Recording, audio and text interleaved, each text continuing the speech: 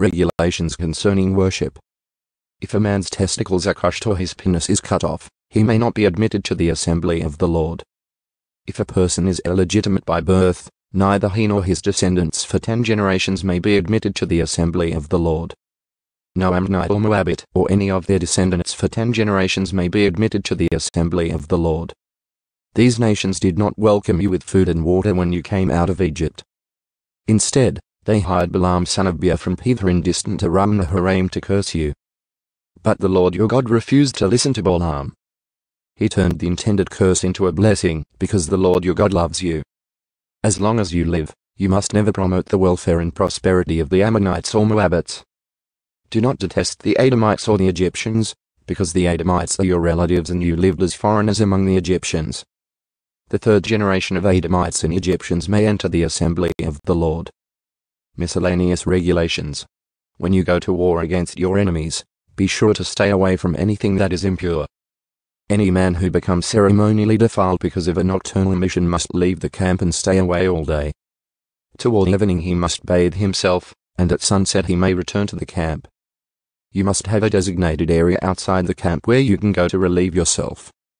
Each of you must have a spade as part of your equipment. Whenever you relieve yourself, dig a hole with the spade and cover the excrement. The camp must be holy, for the Lord your God moves around in your camp to protect you and to defeat your enemies. He must not see any shameful thing among you, or he will turn away from you. If slaves should escape from their masters and take refuge with you, you must not hand them over to their masters. Let them live among you in any town they choose, and do not oppress them.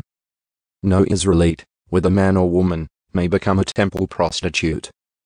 When you are bringing an offering to fulfill a vow, you must not bring to the house of the Lord your God any offering from the earnings of a prostitute, whether a man or a woman. For both are detestable to the Lord your God. Do not charge interest on the loans you make to a fellow Israelite, whether you loan money, or food, or anything else. You may charge interest to foreigners, but you may not charge interest to Israelites, so that the Lord your God may bless you in everything you do in the land you are about to enter and occupy. When you make a vow to the Lord your God, be prompt in fulfilling whatever you promised him. For the Lord your God demands that you promptly fulfill all your vows, or you will be guilty of sin.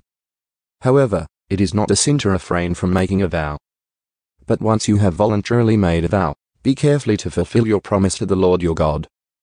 When you enter your neighbor's vineyard, you may eat your fill of grapes, but you must not carry any away in a basket. And when you enter your neighbor's field of grain, you may pluck the heads of grain with your hand, but you must not harvest it with a sickle.